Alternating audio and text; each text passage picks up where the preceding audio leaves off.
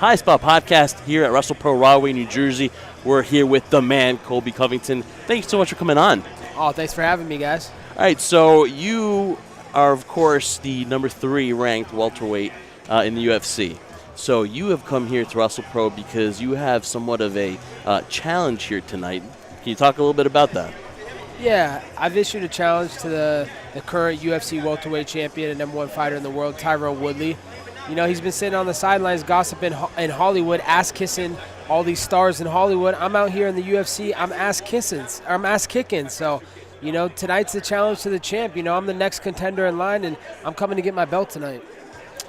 Talk about here at WrestlePro. This is going to be a huge night, brace for impact. Just talk about your amateur wrestler. What got you into maybe wanting to get into the professional wrestling aspect of it? What made you? Was it the itch when you were young, or is it something that as you got older, you were like, let me try this? Just the competition, man. I'm a competitor. I love to compete. So, you know, there's just something about pro wrestling that draws the best out of me, and I want to put on my best performance every time out there. Now, obviously, there are different spheres from mixed martial arts or competitive like boxing, for example, to professional wrestling. But now you're seeing the transition a lot. I mean, you see examples like Brock Lesnar, CM Punk coming into the UFC, Ronda Rousey now signing with the WWE and kind of making that her full-time gig. What would you say the comparisons are between the two, if there are any comparisons from your experience or you looking at it from that side? Yeah. I think they're very similar, you know, the promotion, the lead up, the build up to the fights and the matches. You know, there's a lot of experience that you could take from both and take them into one or the other. So, you know, they kind of translate very well. That's why Brock Lesnar can cross over, and people like Ronda Rousey can cross over, and even Bobby Lashley. You know, he's an Impact guy himself. He's one of my teammates. So, you know, those guys, they really make a good crossover from MMA to pro wrestling or vice versa.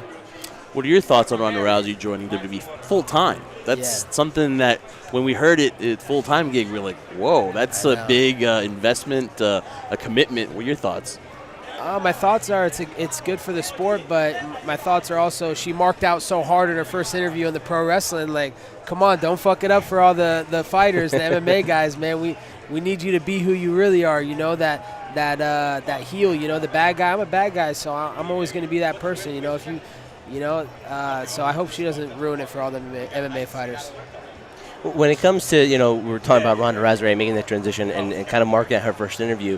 When you guys go out there and you're building up towards a fight and there's a lot of press and a lot of responsibilities there are in terms of kind of being asked the same question over and trying to give a different response because you want to be unique in your answering.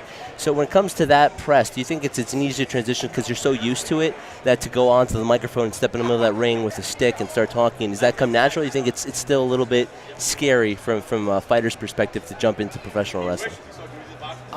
No, I think once you've been in the ring enough or in the cage and done enough promos, you know, you just kind of get used to it. It becomes experience, you know, just like anything, practice makes perfect. You know, if you want to be the best wrestler, the best fighter, you know, you just got to practice a lot. So, you know, the people that are the best in the ring on the mic are the ones that are practicing a lot, you know. And you see these guys here, you know, Moose, Matt Seidel, KM, Kevin Matthews. These guys are walking around in the bathroom shooting promos daily, you know. There's never a second where they're not practicing or thinking about what they want to say when they're on the mic. Listen, when you're an MMA guy, trash talking's got to be a big part of it, and one of the things is to back it up.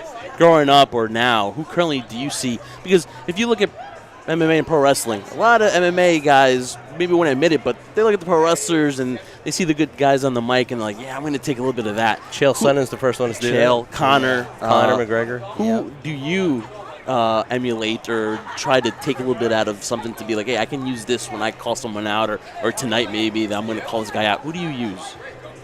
You know, the guy that I grew up with in Oregon is my Oregon bad guy brother, Chael Sonnen. So, you know, we have a serious history together. So I've always taken bits and pieces of what he is. But, you know, at the end of the day, I'm my own person, you know, and that's where you got to be unique in your own right. You know, I'm not going to be exactly emulating what he does because I'm just a different person, and that's not me. So, you know, I take a lot of pride in Chael Sonnen, but I also take a lot of pride in being the best that I can be and leaving my own legacy. Now, leaving your own legacy, it's obviously the number 3 ranked welterweight in the world, obviously wanting to vie to get that opportunity. With these super fights looming, now I'm going to ask you your opinion what you think on super fights, but in terms of the ranking system, do you feel that, you know, do you feel it's kind of fairly set out there, or do you feel there's always still a struggle constantly to kind of get out there and get your name out there? It's more of what can you say as opposed to what you can do in the octagon. Yeah, there's a lot of politics in it, just like anything in life. And, when you're the champ, you kind of have the power, At the end of the day, the champ has to sign on the dotted line. And Tyron Woodley, that's something he's scared to do right now. He doesn't want to sign on the dotted line with Colby Covington because he knows that's going to be the toughest fight of his life. And it's going to be his retirement fight. I'll put him into retirement. So, it's a different story getting the guys to match up and line up on your schedule. And it's a lot of politics. So, hopefully after tonight, he's going to see the potential, and the UFC will see the potential and make this fight happen. One more for me before we wrap it up, Jeff, and you'll have another question too, is that from a fighter's perspective, I always found this interesting because I admire a lot what you guys do. When you go in there, do you go in there with a certain game plan? Is it more of just working on your strengths and weaknesses and going out there and kind of being an open book, because you can never dictate what's going to happen when you're in the octagon with somebody?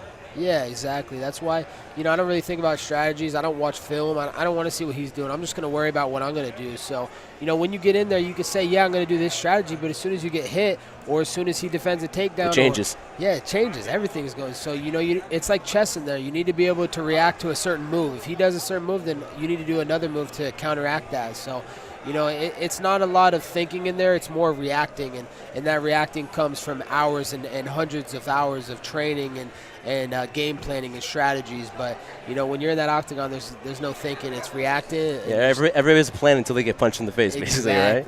Yeah. That's the truth.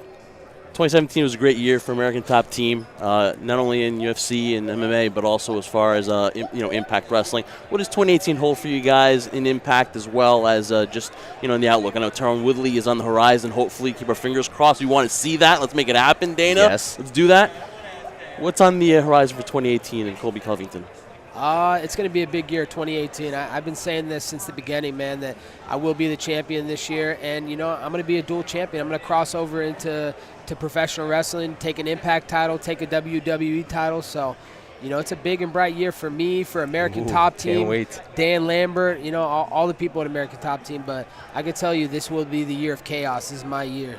And listen, obviously, we're impressed with what you do in the octagon. Going to be impressed with what you do here tonight for WrestlePro. Looking forward to it, man. Appreciate your time. Thanks for coming on the show. Thanks for having me on. I appreciate it, Appreciate it, Colby. Colby Thanks, Covington, future welterweight champion. Look out, folks.